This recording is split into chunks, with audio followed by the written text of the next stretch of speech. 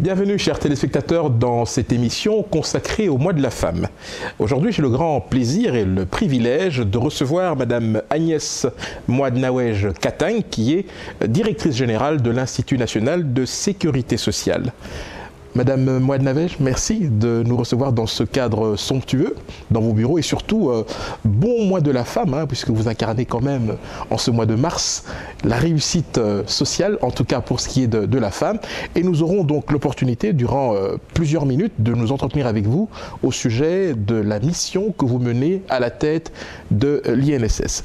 L'INSS a été créé par un décret-loi du 29 juin 1961 et l'INSS a donc pour mission l'organisation et la gestion du régime général de la sécurité sociale, en tout cas dans notre pays. Je rappelle par ailleurs que Madame Mouadnaouej Katang est la 17e personne à assumer les fonctions de directeur général, je ne me trompe pas, mais vous êtes également la 2e femme à assumer ces fonctions. Parlez-nous un peu de vous, chère madame. Merci beaucoup. Je m'appelle Madame Agnès Mouadnaouej Katang. Je suis mariée et mère de 4 enfants. Je suis licenciée en sciences politiques et administratives. Je terminais à l'université de Lubumbashi. J'ai aussi un DS en sciences et techniques de développement de l'université catholique de Kinshasa. Et voilà. Cela fait donc... D'accord. Et vous êtes entrée à l'INSS, en tout cas vous êtes une des rares personnes en fait à diriger cette institution, mais qui a fait sa carrière au fond au sein de l'INSS. À quand remonte votre entrée dans cette institution? Je ne suis pas l'une des rares personnes parce que je suis la 3e maison, si on peut parler des filles sur les 17, maison. Sur les 17. Oui, bien sûr. Donc voilà, j'ai commencé à Lubumbashi comme en 1990 comme chef de service administratif.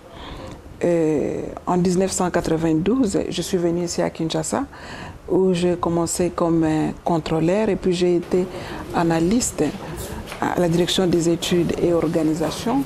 Et de là, j'ai été élue représentante du personnel au comité de gestion. Donc, le personnel m'ont élu pour les représenter, revendiquer leurs droits au niveau du comité de gestion. Vous étiez syndicaliste? Donc, syndicaliste, déjà. Voilà, okay. C'est ça. Et de là aussi, donc, on m'a nommé comme administrateur directeur technique en 2001 jusqu'en 2004. De 2005-2007, j'étais assistant principal du directeur général. En 2008, j'ai été encore nommé comme administrateur directeur technique. Pour la 2e fois. Pour la 2e fois. Et voilà, en 2011, j'ai été nommé directeur général. Voilà un peu mon parcours au sein de cette institution. Lorsque vous étiez au niveau de la direction technique, en quoi consistait en fait votre travail à l'INSS? En quelques mots, C'est ça, donc la direction technique s'occupe pratiquement de l'objet social. Donc vous savez que notre mission, c'est d'affilier, il y a l'assujettissement. À part l'assujettissement, nous avons le recouvrement et la prise en charge. Et ces 3 fonctions principales de l'entreprise se retrouvent au niveau de la direction technique. Donc nous gérons aussi l'assujettissement, nous gérons le recouvrement. Nous devons voir un peu sur toute l'étendue de la République, dans nos centres de gestion, quel est le niveau des recettes et voir aussi comment est-ce que ces recettes sont distribuées auprès des prestataires. Donc nous avons la prise en charge aussi de tous les prestataires congolais. Mais à ce propos, vous parlez de l'intérieur. Est-ce que l'INSS dispose à l'heure actuelle d'antennes provinciales?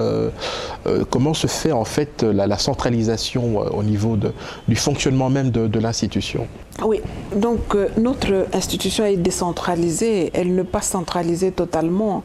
Donc nous avons une décentralisation des activités en ce qui concerne l'affiliation des employeurs et l'immatriculation aussi des travailleurs, en ce qui concerne aussi même la gestion financière.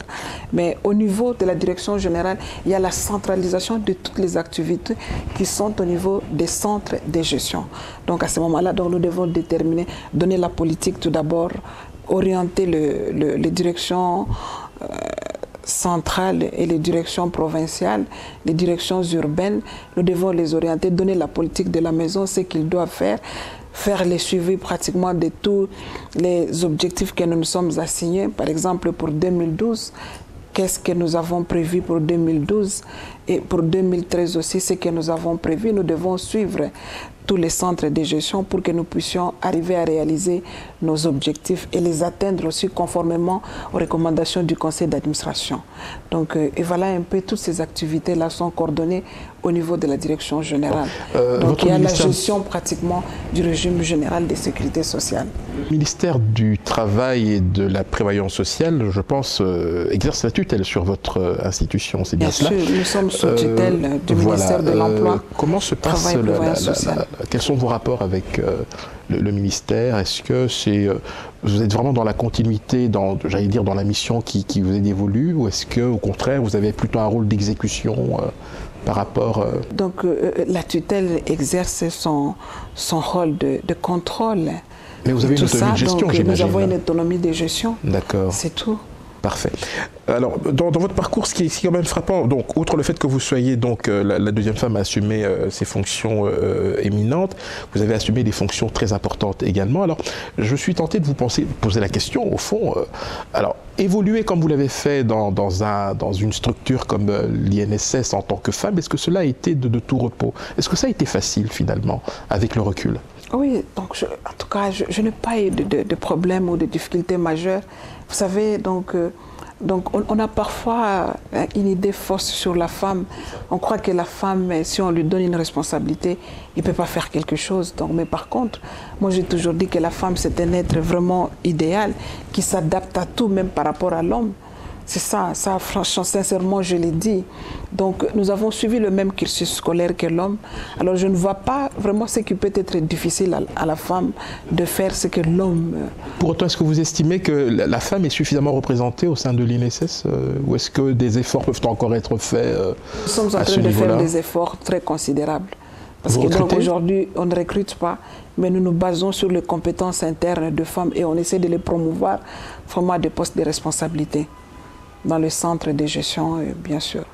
Cela fait un an et demi, je pense, que vous avez pris vos fonctions à l'INSS. Bien sûr. Voilà. Quelles sont les innovations que vous avez apportées depuis votre arrivée? Est-ce qu'il y a une touche Mouad Nawesh Katang? Oui, bien sûr, bien sûr. Donc, depuis que je suis là, il y a eu vraiment beaucoup de choses qui se sont faites. En moins d'une année, je peux dire que je suis vraiment très satisfaite. C'est comme si j'avais fait 10 ans, ce que nous venons de réaliser aujourd'hui. Il y a d'abord la réforme que nous avons menée. Nous avons tout fait pour essayer de pousser à la réforme de la sécurité sociale. Et d'ici là, il y a le code de la sécurité sociale qui va sortir. Et ça, je m'en réjouis parce que j'étais la présidente pratiquement de la commission. Donc, il y a aussi l'instauration de la carte biométrique. Dans une caisse de sécurité sociale, vous devez connaître ceux qui participent au financement du régime.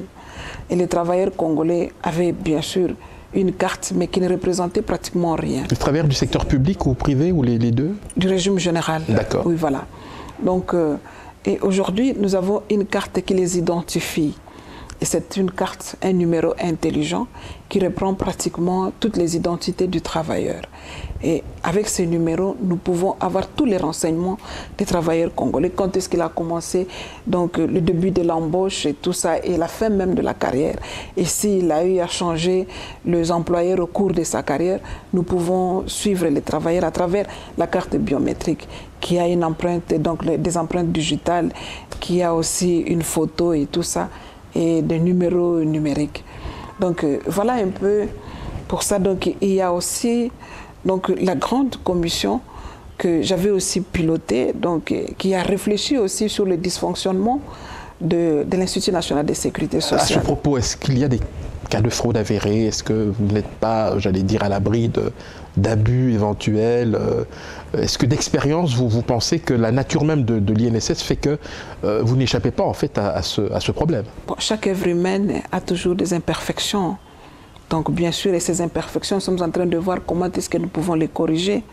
Donc on s'attelle à cela et nous sommes en phase d'informatisation de la gestion de notre régime.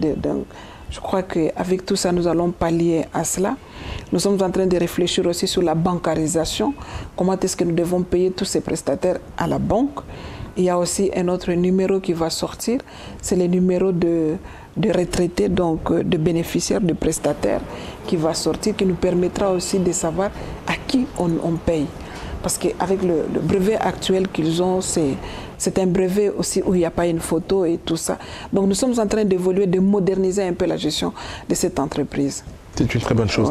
Oui. En termes de vulgarisation des missions de l'INSS, dont je rappelle que c'est l'organisation, la gestion du régime général de la sécurité sociale dans notre pays, est-ce que vous estimez aujourd'hui que le Congolais lambda est suffisamment au courant de ce que fait l'Institut national de sécurité sociale? Oui. Vous savez que la culture de la sécurité sociale, ce n'est pas vraiment l'affaire de l'homme africain, si nous pouvons le dire. Donc la sécurité sociale partout en Afrique n'est pas bien perçue.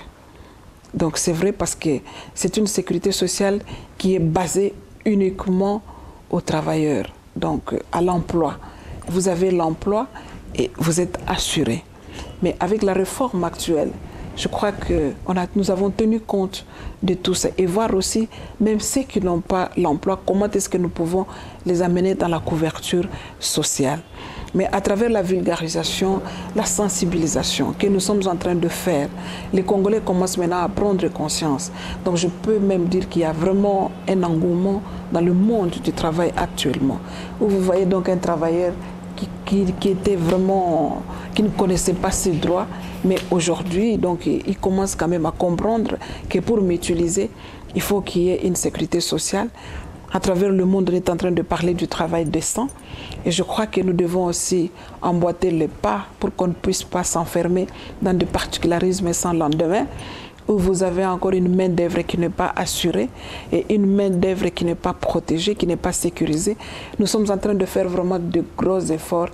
Et je remercie le gouvernement qui essaie de nous accompagner un peu dans tous ces efforts-là. Nous sommes en train de stabiliser aussi le régime, donc par la constitution des réserves. Les années noires de notre pays ne nous ont pas vraiment permis, avec l'inflation, ça ne nous a pas permis de constituer des réserves et de maintenir l'équilibre du régime. La sécurité sociale est tributaire de l'économie du pays. Plus l'économie du pays va très bien et vous avez aussi une sécurité sociale sécurisante.